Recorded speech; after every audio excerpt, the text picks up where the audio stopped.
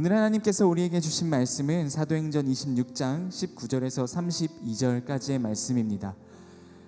사도행전 26장 19절에서 32절까지의 말씀을 저와 함께 교독하도록 하겠습니다. 제가 먼저 읽겠습니다. 아그리빠 왕이여, 그래서 저는 하늘에서 보여주신 이 환상에 거역하지 않고 먼저 다메섹 사람들에게, 다음으로 예루살렘 사람들과 온 유대 사람들에게, 그리고 이방 사람들에게까지 그들이 회개하고 하나님께 돌아와 회개에 합당한 행동을 보이라고 선포했습니다. 바로 이 때문에 유대 사람들이 성전에서 저를 붙잡아 죽이려고 했던 것입니다. 그러나 저는 바로 이날까지 하나님의 도움을 받아왔기에 여기 서서 높고 낮은 모든 사람들에게 증언하고 있는 것입니다. 저는 모세와 예언자들이 앞으로 일어나리라고 예언한 것 외에는 아무것도 말하지 않았습니다. 그것은 그리스도께서 고난을 당하셔서 죽은 사람들 가운데 가장 먼저 부활하심으로 이스라엘 백성과 이방 사람들에게 빛을 선포하시리라는 것입니다. 바울이 이같이 말하자 베스도가 바울의 변호를 가로막으며 소리쳤습니다. 바울아, 내가 미쳤구나. 내 많은 학식이 너를 미치게 했구나. 바울이 대답했습니다. 베스도 각하, 저는 미치지 않았습니다. 제가 드리는 말씀은 사실이며 제정신으로 하는 말입니다. 왕께서는 이 사실을 알고 계심으로 제가 거리낌 없이 말할 수 있습니다. 이것은 어느 한 구석에서 일어난 일이 아니기 때문에 어떤 것 하나라도 왕께서 모르고 넘어가셨을 리 없다고 저는 확신합니다. 아그리빠 왕이여, 예언자들을 믿으십니까? 왕께서 믿으시는 줄을 제가 압니다. 그러자 아그리빠가 바울에게 말했습니다.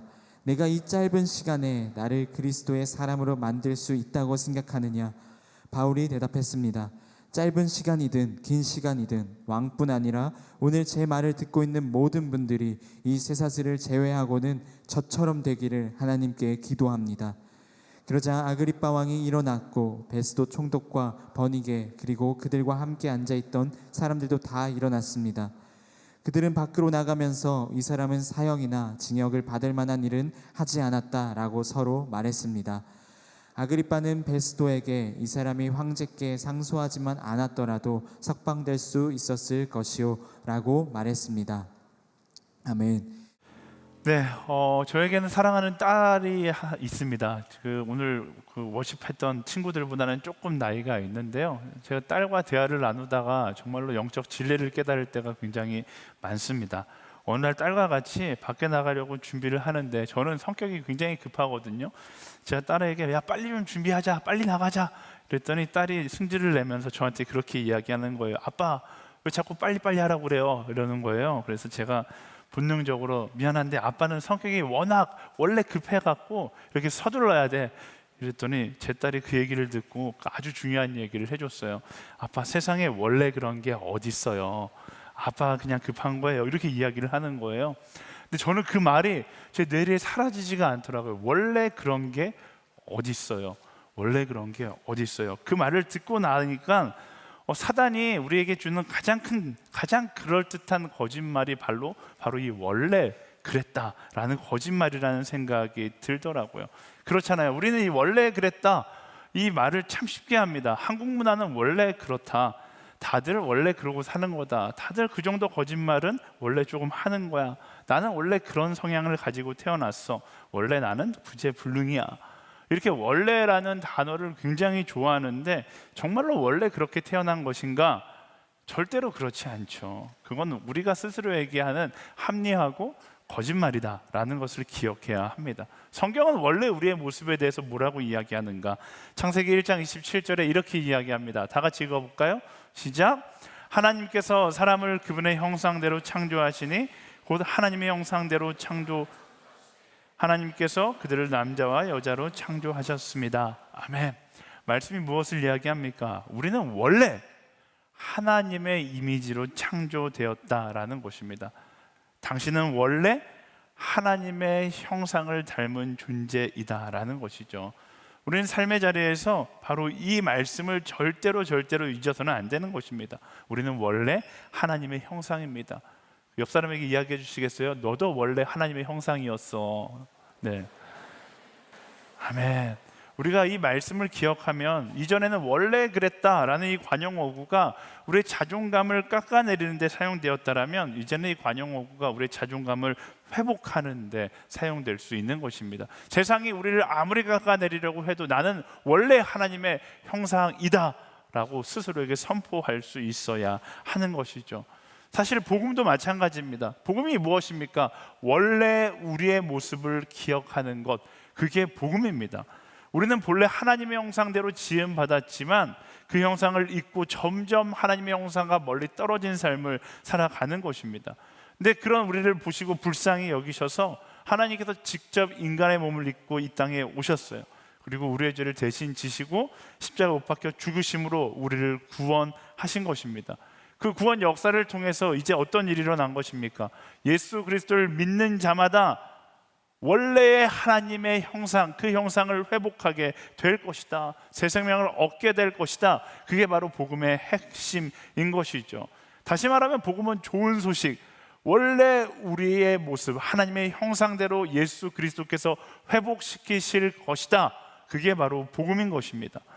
우리 그리스도인은 그 복음의 소식을 듣고 깨닫고 변화되어서 뭐하는 사람들이에요? 그 복음의 소식을 전하는 사람들입니다. 그래서 세상 가운데 나아가서 무슨 얘기를 하는 거예요? 당신은 원래 하나님의 형상대로 지음받았습니다. 지금 그대로 머물러 있으면 안 되고 예수 그리스도께로 나와 원래 당신의 고귀한 모습을 회복해야 하는 것입니다. 그 소식을 전하는 것이 바로 복음 전도의 삶인 것이죠. 근데 우리가 세상 가운데 이렇게 복음을 전하면 이 복음 앞에서 불편해하는 사람들이 있습니다. 자신이 완전하지 않은 존재라는 것을 인정하지 못하는 것이죠. 자신이 죄인이라는 것을 인정하고 싶지 않은 거예요. 그래서 마음이 불편하고 때로는 그 마음을 거칠게 표현하기도 하고 우리에게 조롱이나 비난 섞인 이야기들을 할 때가 너무나 많습니다. 여러분의 직장 가운데, 어떤 이들은 가정 가운데 이런 비난과 조롱을 받을 때가 있을 겁니다. 그렇지만 우리의 복음 전도는 멈춰서는 안 되는 것이죠. 우리의 복음 전도의 여정 가운데 이런 어려움이 찾아올 때 우리는 어떻게 해야 하는가?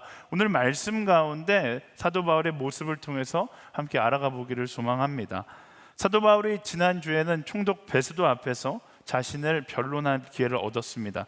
그리고 오늘 말씀 가운데 보니까 아그리빠 왕 앞에서 자신을 변호할 수 있는 기회를 또 한 번 얻습니다. 아그리빠 왕은 누구인가? 당대 유대인의 왕이라고 불렸던 사람인데 당시 정치기가 굉장히 복잡해요. 베스도는 로마에서 파견한 유대의 총독이었고 바로 아그리빠는 마찬가지로 로마에서 세워놓은 유대의 왕이었습니다. 총독과 왕이 어떻게 공존할 수 있는가? 총독은 당대의 정치적인 문제, 경제적인 문제, 사법적, 행정적 문제를 담당했다라면 아그리빠 왕은 당대의 유대의 전통과 종교 문제를 담당했다라고 이야기하죠. 그 아그리빠 왕이 그 사도 바울이 잡혀 있다는 이야기를 듣고서 이곳을 방문하고 한 번 더 베스도를 도와주기 위해서 사도 바울의 변론을 듣기 시작합니다. 근데 우리 사도 바울이 누구예요? 이제까지 보여줬던 것처럼 변론할 수 있는 기회를 얻으면 그는 자기 변론을 하는 것보다 더 중요하게 그 시간을 복음을 증거할 수 있는 기회로 만들어 버렸던 사람, 모든 상황을 복음을 전하는 기회로 만들었던 사람이 바로 사도 바울입니다. 아그리빠 왕 앞에서도 마찬가지로 항상 그랬듯이 본인이 어떻게 예수 그리스도를 믿게 되었는지 자신의 과거 이야기부터 다메섹에서 만났던 예수님의 이야기를 하기 시작합니다. 근데 이 이야기가, 저는 사도행전을 읽을 때마다 이 이야기가 너무 재밌잖아요.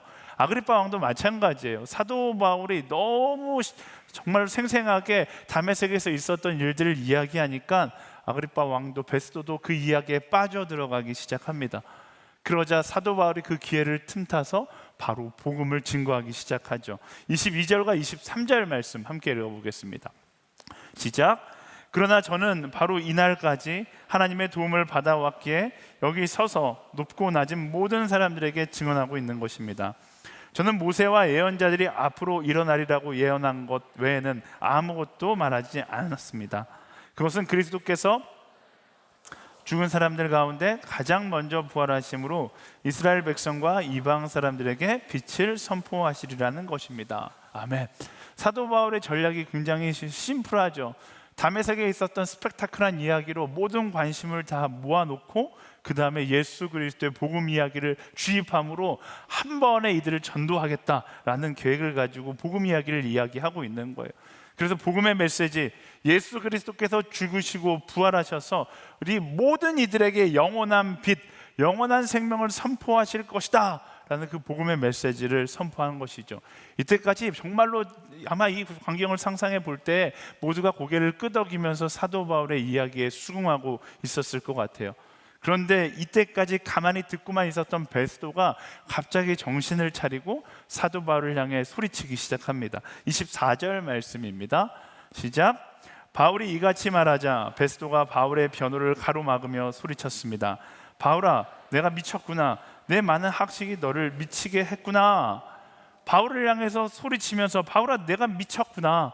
사도 바울이 공부를 굉장히 많이 했던 사람이라는 것을 베스도가 알았고, 사도 바울이 가택 연금되었던 2년이라는 시간 동안 끊임없이 누군가 교제하며 무언가를 써내려갔다는 것을 베스도가 알았기 때문에, 야, 너가 집에 틀어박혀서 공부만 하더니 지금 정신이 나갔구나 라고 이야기하는 것이죠. 근데 이 장면이 조금 이상한 점이 있어요. 미쳤다면 미친 거고 그냥 인정하면 되는데 왜 굳이 이렇게 소리를 지르며 화를 낼 것인가? 이게 그렇게 소리 지를 문제인가? 정말 그런 생각이 들어요. 근데 이 베스도가 지금 흥분해서 소리를 지르고 있는 것은 어떤 의미일까요? 그것은 제가 방금 전에도 이야기했듯이 베스도도 모르게 그 이야기에 빨려 들어가고 있었던 것이죠. 베스도도 모르게 사도 바울의 복음의 메시지 가운데 긍정하고 있었던 거예요. 처음 본 순간부터 조금의 흔들림 없이 아주 담대하게 확신에 가득 차서 복음을 전하는 사도 바울 앞에서 베스도는 자신의 관점과 신념이 도전받는 것을 순간 느끼게 된 것입니다. 이전까지는 조금도 흔들리지 않았는데 나도 모르게 저 이야기를 듣고 또 듣다 보니까 나도 모르게 수긍하고 흔들리고 있다라는 것이죠. 그래서 나도 모르게 흔들리고 있다는 것을 깨달은 베스도가 버럭 화를 내면서 뭐 하는 거예요? 사도 바울에게 성질을 낸다기보다는 그 화를 내므로써 자기의 마음을 다시금 다잡는 그런 베스도의 본능적인 반응이었다라는 것입니다. 제가 대학교 다니던 시절에 굉장히 부끄러운 고백이지만 대학교 3학년 때 제가 하나님을 떠나서 무신론자가 되겠다라고 결단했던 적이 있어요. 되게 웃기죠. 무신론자가 되겠다 결단해서 제가 처음 했던 것이 도서관에 들어가서 모든 무신론자들의 책들을 다 찾아서 그 책들을 읽기 시작했습니다. 그 당시에 니체, 샤르트르, 러셀, 휴, 마르쿠스, 푸코 이런 무신론자들의 책들을 읽으면서 저 나름대로의 신 존재를 부정하는 논리를 막 만들기 시작했어요.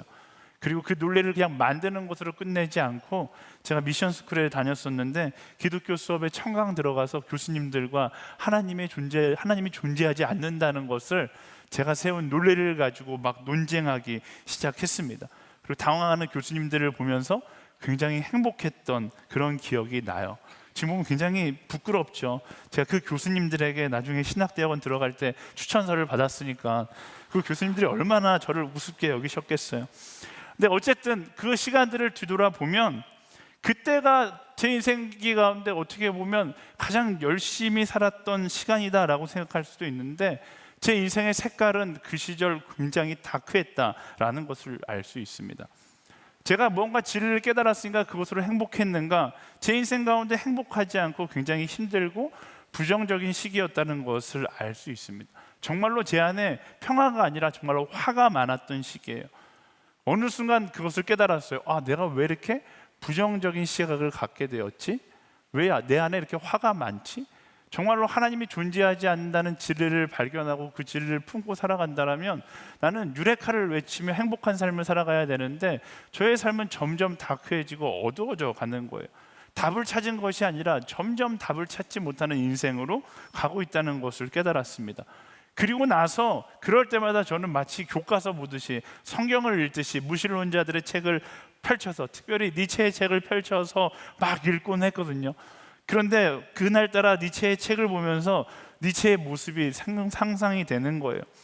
신의 존재를 부정하고 있는 니체라면 정말로 그 글 가운데 행복함과 기대와 설렘과 깨달음의 기쁨이 묻어나야 되는데 그 책에는 기쁨이 없어요. 그 책에는 고뇌만 있고 힘들어하고 어려워하고 미래에 대한 어두운 색깔만 있는 거예요. 제가 그 책을 읽으면서 한 가지 깨달은 진리가 있어요. 믿는 것도 굉장히 어려운 일이지만 믿지 않는 건 더 어려운 일이다. 니체의 글을 보면서 그가 정말로 열심히 글을 쓰거든요. 자기 논리를 만들어서 열심히 글을 쓰는데 그 모든 글의 내용이 포인트는 하나예요. 나는 절대로 신을 믿지 않겠다. 어떻게든 안 믿으려고 노력하는 그 모습이 정말로 가상하게 느껴지더라고요. 그런데 제가 그때 깨달았어요.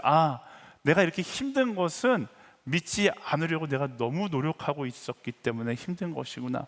그리고 다시 하나님께로 돌아와서 예수 그리스도를 제 인생의 중심에 딱 놓는 순간 놀라운 경험을 하게 됩니다. 그 전까지는 제 인생이 맞춰지지 않는 퍼즐처럼 막 분산되어 있었거든요. 근데 예수 그리스도가 제 인생의 중심에 맞춰지는 순간 그 예수 그리스도로부터 제 모든 인생의 문제들이 다 하나둘씩 맞춰지는 것을 경험하게 됩니다. 이처럼 복음에 대한 분노는 결국 믿지 않으려는 또 다른 의지로 나타날 수밖에 없는 것입니다. 베스도도 마찬가지예요. 자기가 믿지 않으려고 열심히 노력하는데 어느 순간 나도 모르게 믿음이 생기니까 분노하게 되는 것이죠. 우리 인생 가운데도 그런 경우가 많이 있습니다. 하나님의 말씀이 내게 찾아오는데 절대로 믿지 않겠다라는 그 의지가 내 마음을 붙잡고 있을 때가 있어요. 제가 그 중등부 수련회 갔을 때, 제가 교역자였던 시절에 중등부 수련회를 한번 같이 간 적이 있는데요. 중등부 수련회는 정말로 오합지졸이 모여 있습니다. 정말로 예배를 사모하는 친구들도 오지만 엄마가 용돈을 끊어버리겠다라고 협박해서 온 친구들도 굉장히 많아요. 그리고 이곳에 와서 연애를 해보겠다라는 그런 심보를 가지고서 남자애들, 특히 이제 일진이라고 불리는 남자애들은 머리를 쫙 올리고 굉장히 멋있게 입고 수련회 뒷자리에서 짝다리를 짚고 서 있기도 합니다. 근데 놀라운 사실은요, 성령께서 그 수련회 가운데 임하면 이들이 다 예배한다는 거예요. 정말로 한 사람도 빠짐없이 아까 전에 간증했었던 그 간증처럼 다 무대 앞으로 쏟아져 나와서 뜨겁게 기도하고 뜨겁게 예배합니다. 멋지게 있으려는 그 친구들도, 엄마에게 끌려온 그 친구도 성령 앞에서 다 눈물 콧물 흘리면서 기도하는 모습을 보게 되죠. 근데 제가 그 모습을 보고 있는데 저기 뒤편에서 굉장히 불안해하면서 막 부들부들 떨고 있는 한 중학생이 있었어요. 제가 그 중학생에게 무슨 일이 있나 해서 다가가서 어깨에 손을 얹고 무슨 일이 있어? 이렇게 물어보는데 이 친구가 아주 정확하게 이렇게 이야기하는 거예요. 그 모습을 보면서 얘가 왜 이러나, 이게 귀신 들려서 그런가, 이런 생각이 들었는데 나중에 이야기를 들어보니까 친구들이랑 함께 왔는데 친구들이 갑자기 무대 앞에 나가서 뜨겁게 예배하고 기도하니까 어떤 마음이 드는 거예요? 나는 절대로 저 무리에 들어가지 않겠다, 나는 절대로 믿지 않겠다 해서 목사님이 말씀을 선포하고 찬양하고 기도하자고 해도 귀를 막고 믿지 않으려고 열심히 노력하고 있는 것이죠. 믿는 것도 어렵지만 이렇게 믿지 않는 것도 정말로 힘든 겁니다. 지금 베스도가 딱 그런 상황 가운데 있어요. 그리고 우리의 삶 가운데도 이런 사람들이 있습니다. 절대로 믿지 않겠다. 그런 사람일수록 어떻게 해요? 기독교에 대해서 굉장히 불만이 많습니다. 비판이 많아요. 우리 교회가 뭘 얼마나 잘못했다고. 세상적으로 그냥 본다라면 교회 다니는 사람들이 어떻게 보면 비교한다라면 착한 편에 속하잖아요. 우리가 더 많은 봉사활동도 하고 더 많은 사랑도 나누는데 그것에 대해서는 전혀 이야기하지 않고 그냥 부정적이고 나쁘다고 이야기하는 사람들이 있습니다. 이런 현대판 베스도들을 만날 때 우리는 어떻게 해야 되는가? 사도 바울이 그 지혜를 줍니다. 25절 말씀 함께 읽어보겠습니다. 시작. 바울이 대답했습니다. 저는 미치지 않았습니다. 제가 드리는 말씀은 사실이며 제 정신으로 하는 말입니다. 아멘. 사도 바울은 베스도의 조롱 섞인 분노 앞에서 조금도 동조하지 않습니다. 함께 소리치며 싸우지도 않아요. 오히려 더 침착하고 명확하게 그리고 예의 바르게 복음의 진리를 계속해서 이야기하는 것을 볼 수 있습니다. 우리가 오늘날 만나는 베스도들에게도 마찬가지죠. 세상이 우리에게 분노한다고 해서, 우리를 조롱한다고 해서 함께 분노할 필요가 없습니다. 말씀드렸잖아요. 분노하고 있다는 것 자체가 스스로 알고 있는 거예요. 지금 내가 흔들리고 있다. 흔들리는 베스도에게 필요한 것은 무엇이었을까? 변함없는 하나님의 사랑과 흔들리지 않는 믿음이 필요했던 것이죠. 사도 바울이 그것을 알았기 때문에 그 분노의 분노로 이야기하는 것이 아니라 그 분노의 하나님의 사랑과 변함없는 믿음으로 함께했던 것을 볼 수 있습니다. 우리도 마찬가지예요. 우리를 향하여 비판하고 우리를 흔들려고 하는 많은 사람들 앞에서 어떤 모습으로 나아가야 하는가? 변함없는 하나님의 사랑과 흔들리지 않는 믿음을 가지고 나아갈 수 있어야 하는 것입니다. 여러분의 가정 가운데, 직장 가운데 여러분들 그 신앙을 향하여 공격하는 사람들이 있을 수 있습니다. 그러나 그 공격에 막 나도 함께 분노하며 싸울 필요 없어요. 그 공격 자체가 흔들리고 있다, 이미 절반은 넘어왔다 하는 것이기 때문에 어떻게 해야 돼요? 변함없는 하나님의 사랑과 흔들리지 않는 믿음으로 그들 곁에 서 있을 수 있어야 하는 것입니다. 우리 옆 사람에게 선포하겠습니다. 변함없는 하나님의 사랑을 품을지어다. 한 번 더 선포할 때 흔들리지 않는 믿음을 가질지어다. 아멘. 그게 바로 그리스도인의 모습인 것이고, 그게 바로 우리가 복음을 전할 때 위기를 만나는 그 순간 가져야 하는 태도인 것이죠. 다음으로 아그리빠 왕의 모습을 보겠습니다. 아그리빠는 말씀드렸듯이 유대 땅의 종교적인 문제를 담당하는 왕이었기 때문에 사실 사도 바울이 이야기하고 있는 그 메시지의 포인트를 알고 있었습니다. 그 아그리빠는 분명히 예수님에 대해서도 알고 있었을 거예요. 유대 땅 가운데 예수 그리스도를 믿는 사람들이 늘어가고 있다는 것도 알고 있었을 겁니다. 그리고 또 한 가지, 굳이 가이사랴까지 와서 사도 바울의 메시지를 듣고자, 변론을 듣고자 했다는 것 자체가 그가 복음 앞에서 이미 호기심을 가지고 갈등하고 있었다라는 것을 보여주는 것이죠. 사도 바울이 누구예요? 아그리빠의 눈빛을 보면서 이미 다 짐작한 거죠. 아, 저 왕이 지금 복음 앞에서 완전히 빠져들어가고 있구나. 지금 복음 앞에서 완전히 흔들리고 있구나. 그래서 아그리빠 왕에게 이렇게 이야기합니다. 26절과 27절 말씀 함께 읽어보겠습니다. 시작. 왕께서는 이 사실을 알고 계시므로 제가 거리낌 없이 말할 수 있습니다. 이것은 어느 한 구석에서 일어난 일이 아니기 때문에 어떤 것 하나라도 왕께서 모르고 넘어가셨을 리 없다고 저는 확신합니다. 아그리빠 왕이요, 예언자들을 믿으십니까? 왕께서 믿으시는 줄 제가 압니다. 이걸 설교학 용어로 펀치라인이라고 이야기하거든요. 그러니까 다 복음을 깔아놓고 이제 한번 탁 치면서 복음 가운데 넘어오게, 예수 그리스도를 믿는 믿음 가운데 넘어오게 사도 바울이 메시지를 던진 거죠. 근데 이 메시지 앞에 아그리빠가 굉장히 당황합니다. 그리고 서둘러 이렇게 답하죠. 28절 말씀 읽어보겠습니다. 시작. 그러자 아그리빠가 바울에게 말했습니다. 내가 이 짧은 시간에 나를 그리스도의 사람으로 만들 수 있다고 생각하느냐? 아니라고 대답하지 않아요. 너가 이 짧은 시간에 나를 그리스도인으로 만들 수 있다라고 생각하느냐? 이 문장 자체에서 아그리빠가 흔들리고 있다는 것을 볼 수 있습니다. 근데 여전히 그 복음을 완전히 받아들이지는 못합니다. 왜? 아그리빠의 마음을 막고 있는 세상의 지위라든지 주변의 시선, 그가 지닌 자존심이 그를 복음 가운데로 들어갈 수 없게끔 꽉 붙잡고 있기 때문에 그렇죠. C.S. 루이스가 쓴 스크루테이프의 편지라는 책이 있어요. 저는 이 자리에 있는 청년들이 이 책은 무조건 꼭 읽어봐야 한다라고 생각합니다. 제가 읽어본 신학서적 중에 제일 재밌고 제일 심오하고 제일 쉽게 읽을 수 있는 책이거든요. 스크루테이프라는 악마가 조카 워무드에게 편지를 쓰는 거예요. 이렇게 하면 그리스도인들을 무너뜨릴 수 있다. 그러니까 이 책만 이 책의 내용을 모르고 그냥 읽으면 이건 악마의 교과서와 같은 책인 거예요. 근데 스크루테이프가 쓴 편지 중에 참 기억에 남는 것이 하나 있는데, 복음 앞에서 최후의 순간, 정말로 그 성도가 이제는 완전히 복음 앞에 넘어가려는 찰나 마지막으로 할 수 있는 전술이 한 가지 있다. 스크루테이프가 그렇게 이야기해요. 그 전술이 무엇인가? 그 사람의 자존심을 자극하고 그 사람의 마음 가운데 주변 사람들의 시선을 의식하게 만들어라. 그러면 그 복음 앞에서 마음을 열려고 하다가도 그 자존심 때문에 마음을 열지 못하게 된다라고 이야기하거든요. 지금 아그리빠가 딱 그런 사단의 전략에 빠져 들어간 거예요. 사도 바울의 이야기를 들으면서 마음이 정말로 점점 복음 가운데로 넘어가는데 베스도가 옆에서 승질을 내는 거예요. 사도 바울이 복음을 전하는데 마음을 열려고 했는데, 내가 여기서 마음을 열면 베스도 총독도 나를 이상하게 생각할 것이고 이 자리에 와 있는 많은 사람들도 나를 이상하게 생각할 것이며, 나는 유다의 왕인데 이 왕의 자리조차도 박탈당할 수 있겠다라는 생각을 하면서 그냥 마음을 닫아 버리는 것이죠. 오늘날 이런 아그리빠 같은 사람들이 많이 있습니다. 여러분들이 전도하다가 이런 사람들이 제일 답답해요.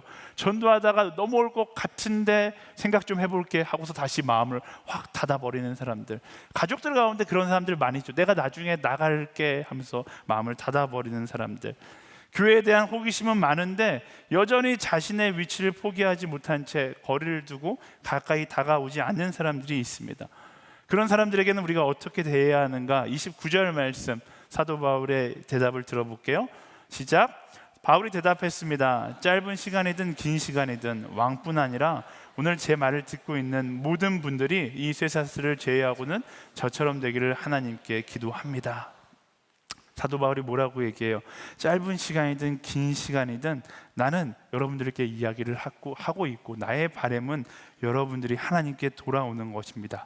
그리고 나는 그것을 위해서 기도하겠습니다 라고 이야기하는 것이죠. 이처럼 마음이 열렸다 닫혔다 열렸다 닫혔다 하는 현대판 아그리빠에게 필요한 것은 무엇인가? 첫 번째, 포기하지 않는 기다림이 필요한 것이고요. 두 번째, 진실된 기도가 필요한 것입니다. 우리 옆 사람에게 선포하겠습니다. 포기하지 말고 기다릴지어다. 진실되게 기도할지어다.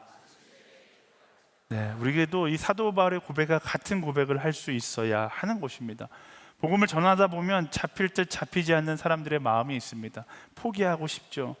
너무나 이 복음 전하는 이 시간이 길게 느껴지고 힘들게 느껴질 때가 있습니다. 그런데 사도 바울이 이야기하는 것처럼 포기하지 말고 끊임없이 마지막까지 인내와 사랑으로 계속 기다리며 기도할 수 있는 사람이 되어야 하는 것입니다. 그 기다림과 그 기도를 통해서 하나님은 한 사람의 마음을 변화시키기 시작하는 거예요. 여러분의 가족 가운데 그 기다림과 기도가 필요한 사람들 분명히 있을 겁니다. 여러분의 친구 가운데 그 기다림과 기도가 필요한 사람 분명히 있을 겁니다. 저는 개인적으로 그런 생각이 들어요. 여러분의 기도 노트에 정말로 그 기다리고 있는 그 사람들의 이름이 빼곡하게 적혀지기를 소망합니다. 그리고 그 이름에 이름을 하나씩 지어가며 일하시는 하나님을 경험한다라면 얼마나 우리가 하나님을 찬양하지 않고서는 견딜 수 없지 않을까요? 제가 이 말씀을 준비하면서 어저께 그 커피숍에 앉아서 이 말씀을 준비하는데 갑자기 한 사람의 간증 스토리가 생각이 났어요. 그래서 이 설교 시간에 그 사람의 간증 스토리를 들려주면 비슷한 상황 가운데 있는 사람들이 굉장히 큰 위로가 되겠다라는 생각이 들어서 어제 밤에 급하게 부탁을 했는데, 이분은 노 할 줄 모르시는 분이시거든요. 제가 너무나 존경하고 사랑하는 홍근영 전도사님이신데, 홍근영 전도사님의 가족을 전도하기 위해서 정말로 오랜 시간 동안 기다렸고 기도했어요. 열리지 않을 것 같았던 그 가족 가운데 복음을 향해서 그 마음의 문이 어떻게 열렸는지 우리 함께 그 간증을 듣는 시간을 갖기를 원하는데요. 우리 전도사님 나올 때 큰 박수로 환영하도록 하겠습니다.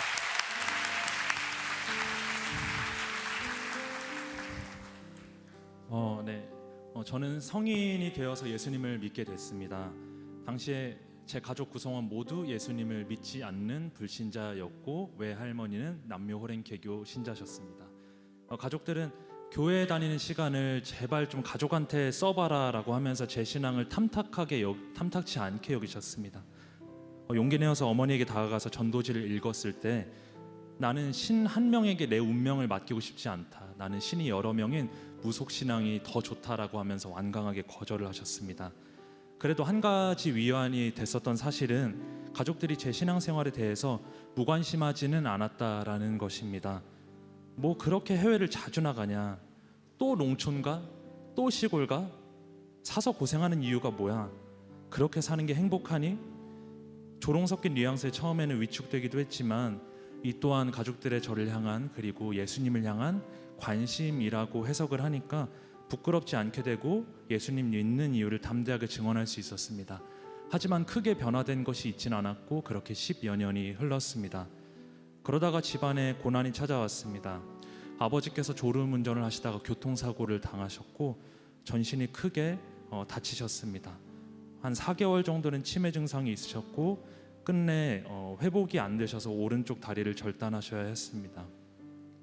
엎친 데 겹친 격으로 췌장암 선고를 받으셨는데 암세포가 퍼져서 6개월밖에 살지 못하시게 된다는 시한부 선고를 받으셨습니다. 그래도 복음은 말로만 아니라 삶으로 전하는 것이라는 믿음을 안고 병간호와 진료비 마련을 위해서 잠을 아끼면서 고군분투했습니다. 그러면 회심하실 줄 알았는데 돌아온 것은 회심이 아니라 스스로 목숨을 내려놓겠다며 아예 단식을 하시는 아버지의 절망과 옆에서 소리 지르시며 도망가겠다 말씀하시는 어머니의 무기력이었습니다. 힘든 마음을 안고 기도하던 중에 아버지에게 복음은 말했지만 한 번도 사랑한다라고는 말한 적 없는 사랑 없는 제 자신을 직면했습니다. 그녀아, 아버지의 육신이 낫기를 원하니 영혼이 낫기를 원하니? 이 질문 앞에 저는 선명한 답을 얻을 수 있었고 아버지가 홀로 계신 독방에 찾아갈 수 있게 됐습니다. 아버지의 눈을 한동안 마주치다가 처음으로 아버지를 향해서 용기를 내어서 아버지 사랑한다라고 처음으로 말을 꺼내고 처음으로 아버지를 먼저 안아드렸습니다. 아버지, 저 어릴 때 아버지 나이가 지금 됐어요. 이제 아빠의 마음을 제가 알 것 같아요. 아빠 많이 외로우셨죠? 아빠가 어떤 모습이건 저는 다 괜찮아요. 저 안 떠나고 끝까지 섬기고 사랑할게요 라고 아버지에게 말씀드리면서 안마해드리고 1시간 동안 안아드리는데 눈으로 보진 못했지만 등 너머로 흐느끼시는 처음으로 제 앞에서 눈물 흘리시는 아버지를 목도했습니다. 그 이후에 기적처럼 아버지는 삶의 의욕을 찾으셨고 스스로가 먼저 예배 드리고 싶다라고 말씀하셨습니다. 더 놀라운 것은 곳곳에 퍼져 있던 암세포가 6개월 뒤에 완전히 사라졌다는 것입니다.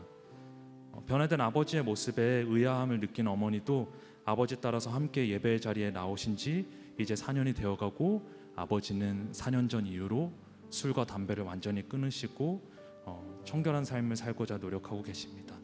포기하지 않고 복음을 전할 때 고난까지 쓰셔서 한 영혼을 변화시키시는 하나님을 찬양하며 여러분의 전도 여정을 응원합니다. 감사합니다. 네, 너무나 귀한 간증 감사합니다. 간증을 들을 때마다 정말로 마음이 굉장히 큰 울림이 있는 것 같아요. 포기하지 않는 기다림과 진실된 기도가 우리가 지금 간증을 들었을 때 굉장히 짧은 시간처럼 느껴지지만 10년이 넘는 시간 동안 포기하지 않고 진실되게 기도했을 때 그 기다림과 기도를 통하여 하나님께서 일하시는 것을 보게 되었던 것이죠. 여러분 주변에도 아그리빠 같은 사람들이 많이 있을 겁니다. 여러분들과 관계가 맺어져 있다라면 다 아그리빠 같은 사람들이에요. 그들에게 어떻게 해야 될까요? 포기하지 않고 복음을 전하고 포기하지 않고 그들을 위해서 진실되게 기도한다라면 하나님께서 당신을 통해 그 한 사람의 영혼을 변화시킬 것을 믿습니다. 우리 옆 사람에게 선포하겠습니다. 포기하지 말고 기다릴지어다. 아멘. 마지막으로 복음 앞에서 완전히 변했던 사도 바울의 모습이 있습니다. 복음 앞에서 그는 완전히 변해서 이렇게 고백하는 거예요. 29절 말씀 함께 읽어보겠습니다. 시작. 바울이 대답했습니다.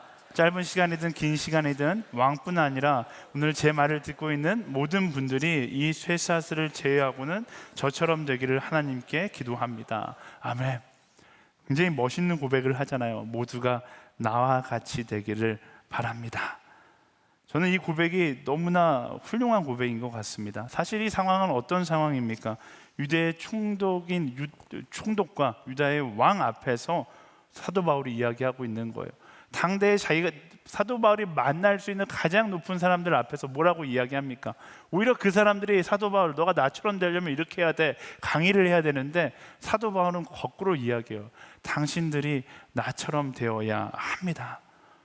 무엇을 얘기합니까? 당신들이 나처럼 돼야지 너무나 큰 행복을 경험할 수 있습니다. 놀라운 사실은요, 이 사도 바울의 말 한마디에 이들이 아무 말도 반응하지 못하고 다 자리를 떠서 일어납니다. 이것 또한 그들의 마음이 흔들리고 있다라는 것을 이야기해주고 있는 것이죠. 이 아무것도 아닌 존재였던 사도 바울이 어떻게 그 유다의 왕과 유다의 총독의 인생을 흔들 수 있었을까? 그 자리에 수많은 고위 관료들이 있었을 텐데 그 모든 고위 관료들이 아무 말도 하지 않고 그 자리를 떠났어요. 어떻게 그들의 마음을 흔들 수 있었을까? 첫 번째, 사도 바울이 이해할 수 없는 확신에 가득 차 있었기 때문에. 두 번째, 사도 바울은 진짜 그가 말하던 대로 살아왔던 것을 그들이 알았기 때문에. 지난 2년 동안 그는 가택 연금되어 있어서 그 사람들이 지켜보았지만 단 한 번도 흐트러짐 없이 그가 전한 대로, 고백한 대로 살아왔다는 것을 그가 알았기 때문에. 그리고 세 번째, 자기들에게서 볼 수 없었던 진정한 의미 있는 삶이 무엇인지를 바로 사도 바울에게서 볼 수 있었기 때문에 그들의 마음이 사도 바울의 이 말 한마디에, 당신들이 나처럼 되기 원합니다, 이 말 한마디에 흔들리기 시작했던 것이죠. 정리하면 그런 거예요. 사도 바울의 모습 가운데 인간의 원래의 모습, 하나님의 형상을 보았기 때문에 그들이 흔들리기 시작하는 것이죠. 하나님의 형상을 가진 자가 세상을 향하여 당신들이 나와 같이 되기를 원합니다 라고 외쳤을 때 그저 그 메시지가 정신 나간 사람의 메시지가 아니라 세상을 흔드는 메시지가 될 수 있다라는 것입니다. 그렇다면 우리는 어떻게 사도 바울처럼 세상 앞에 당당하게 나처럼 살아야 한다 이야기할 수 있을까? 그것은 바로 우리가 온전히 말씀을 증명하는 삶을 살아갈 수 있어야 하는 것이죠. 진짜가 되어야 하는 것입니다. 입만 살아있는 것이 아니라 말씀을 나의 삶으로 살아갈 수 있다. 그 말씀을 나의 삶으로 증명하는 그리스도인들이 되어야 하는 것입니다. 제가 부모가 되어 보니까 좋은 부모는 다른 것이 아니에요. 어렸을 때 좋은 부모는 사실 그런 이미지였거든요. 가정을 위해서 열심히 희생하면서 자녀들에게 뭐라고 이야기하는 거예요? 여러분들 중에도 들어본 사람 많을 거예요. 너는 나처럼 살면 안 된다. 너는 나처럼 살면 안 된다. 이게 멋진 부모님의 모습이었거든요. 근데 부모가 돼 보니까, 또 제가 성장해 보니까 알겠어요. 그건 좋은 부모가 아니에요. 나처럼 살면 안 된다 백날 백일 이야기해도 나는 부모님처럼 살게 되어 있더라고요. 본대로 배운 대로 사는 것이거든요. 그렇다면 진짜 좋은 부모는 뭐예요? 정말로 말씀대로, 내가 정말로 꿈꾸는 대로, 그 생각하는 대로 살아가고 자녀에게 이야기할 수 있어야죠. 너도 나처럼 살아야 한다. 나처럼 살아야 한다라고 이야기할 수 있는 부모가 최고의 부모인 것입니다. 좋은 그리스도인은 누굽니까? 좋은 말만 할 수 있는 사람이 좋은 그리스도인이 아닙니다. 탁월한 말솜씨를 가지고 세상을 설득한다, 변증할 수 있는 탁월한 말을 가지고 있다, 그게 좋은 그리스도인이 아니에요. 사도 바울과 같이 하나님의 형상을 따라 살아가며 말씀을 그저 머릿속에 말씀으로 가지고 있는 것이 아니라 말씀을 내 가슴으로, 내 가슴에 찾아온 말씀을 내 두 손으로 살아낼 수 있는 사람이 좋은 그리스도인인 것입니다. 그리고 그렇게 말씀을 살아내는 진짜 그리스도인이 되어 사도 바울과처럼 나는 당신이 나처럼 살기를 원합니다 이야기했을 때 그때 세상을 흔들 수 있게 되는 것이죠. 한번 생각해 보세요. 오늘 집에 가서 부모님께 엄마 아빠 나처럼 살았으면 좋겠어, 엄마 아빠 감동할까요? 친구에게 가서 야, 너 나처럼 살았으면 좋겠어, 직장 상사에게 가서 너 나처럼 살았으면 좋겠어, 감동할까요? 근데 그리스도인의 삶은 감동을 줄 수 있는, 나처럼 당신이 살았으면 좋겠습니다 이야기했을 때 상대에게 감동을 줄 수 있는 그런 삶이 되어야 하는 것입니다. 우리 옆 사람에게 이야기해 볼까요? 당신이 나처럼 살았으면 좋겠습니다.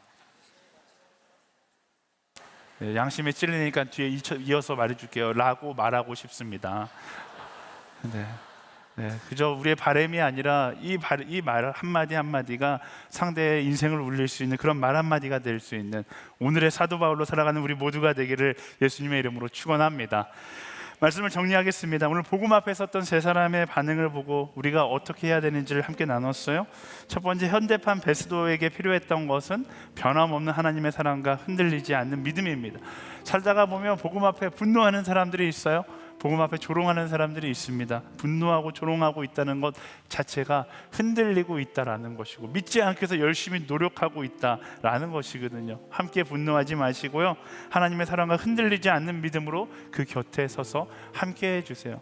여러분의 함께함이 그의 인생을 흔들게 될 것입니다. 두 번째, 현대판 아그리빠에게 필요했던 것은 포기하지 않는 기다림과 진실된 기도였습니다.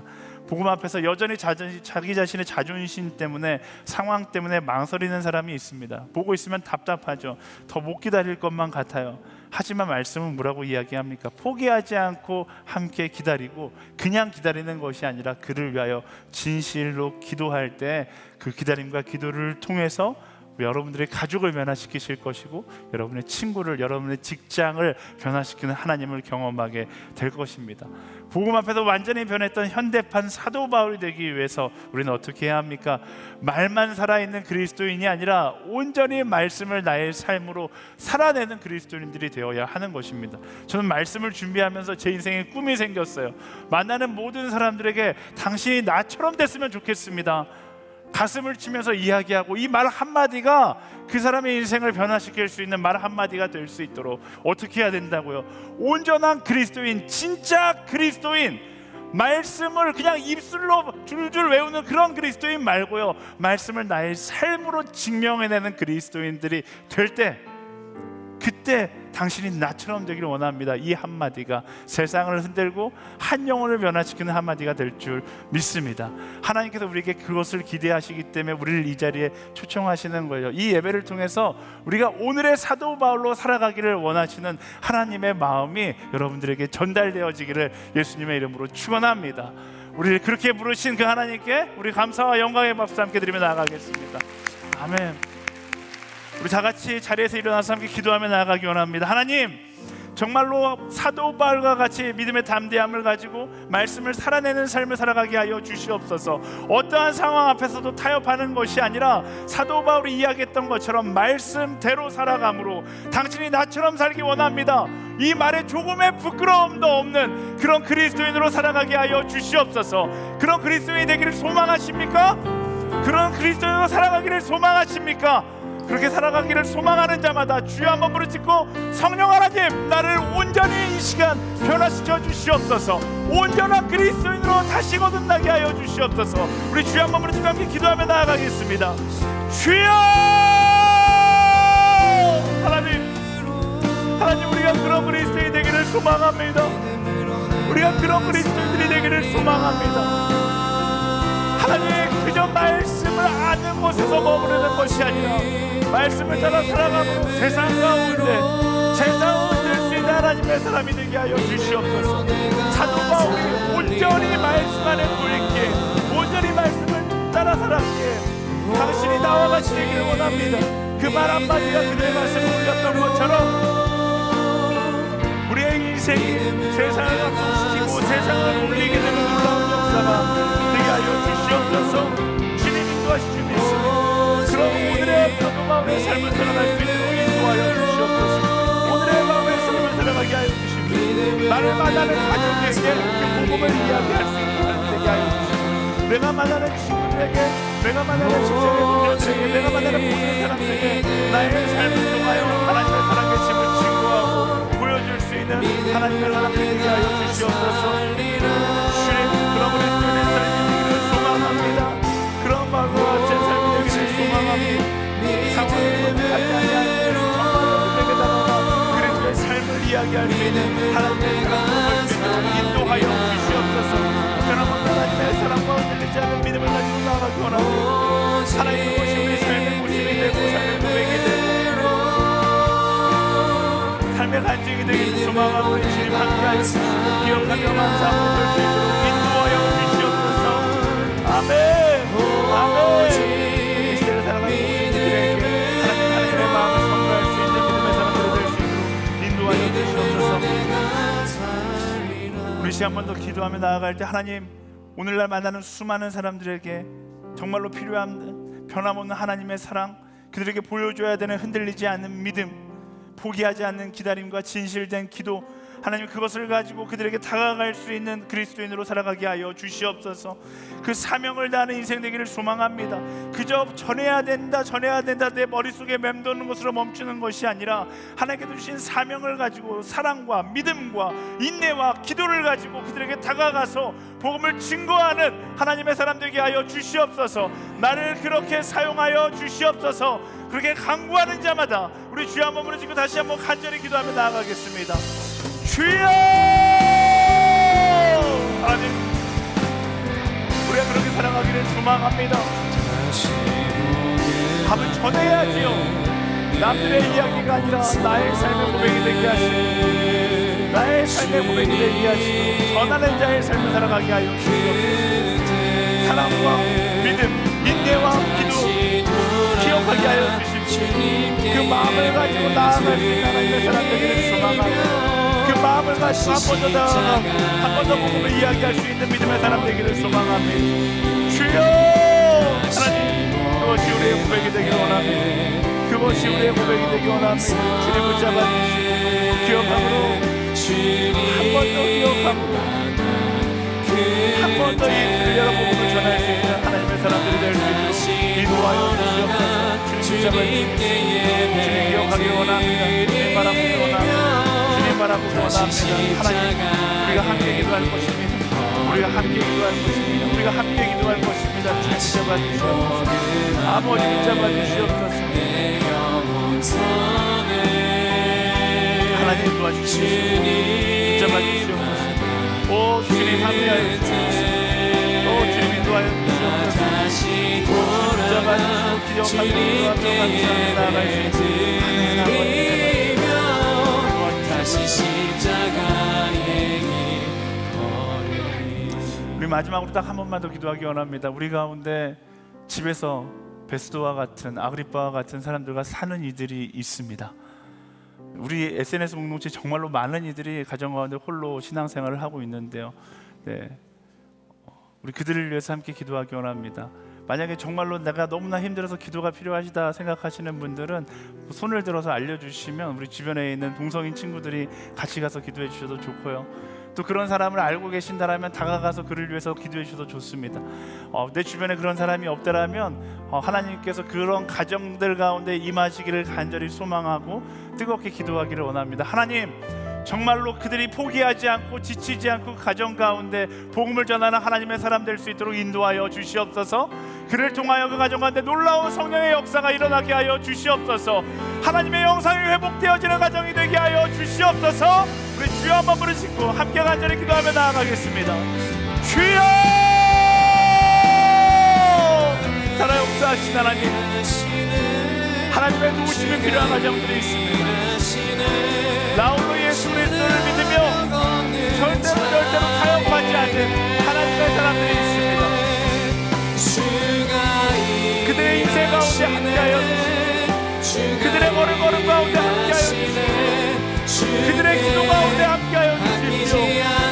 포기하지 않고 낭망하지 않고 마지막까지 기도한 하나님의 사람들이 되게 하여 주시고 그리스도의 사랑을 이야기하며 그 가정 가운데 그리스도의 사랑을 선포하며 나아가는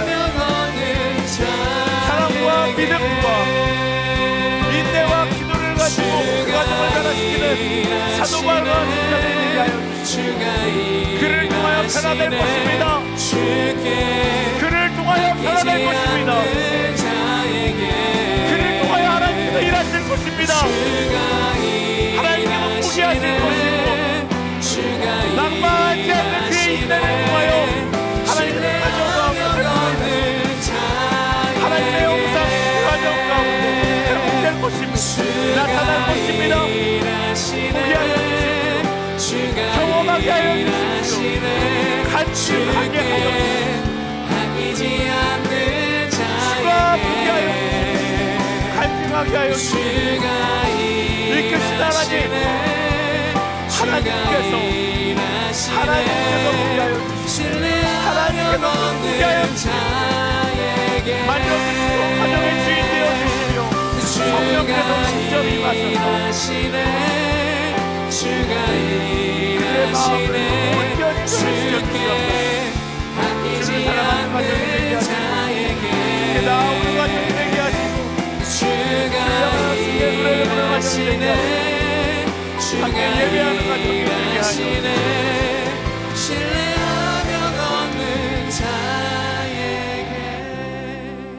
사랑하는 주님, 오늘 말씀을 통하여 세상 가운데 우리가 어떤 모습으로 살아가야 하는지 깨닫게 하시면 너무나 감사합니다. 변함없는 하나님의 사랑과 흔들리지 않는 믿음을 가지고 세상에 죽어가는 영혼들을 향하여 나아갈 수 있는 증인으로 살아가게 하여 주시옵소서. 물론 그런 순간마다 찾아오는 절망감과 거절감의 상처들이 있겠지만 그럼에도 불구하고 하나님의 마음을 품고 포기하지 않는 기다림과 진실된 기도로 끝까지 복음을 붙들고 놓지 않는 우리 모두가 되게 하여 주시옵소서. 사도 바울과 같이 온전히 말씀을 우리의 삶으로 증명하며 살아가고 그로 인해서 세상 가운데 당신이 나와 같이 되기를 원합니다. 그 말 한마디가 그 한 영혼을 흔들 수 있는 그런 거룩한 자의 인생, 예수 그리스도를 바로 보여주는 예수 바보의 인생, 바로 우리가 살아가게 하여 주시옵소서. 그 인생 가운데 동행하실 그 하나님께 우리의 모든 여정을 맡겨드리며 살아 역사하시는 예수 그리스도 이름으로 간절히 기도드립니다. 아멘.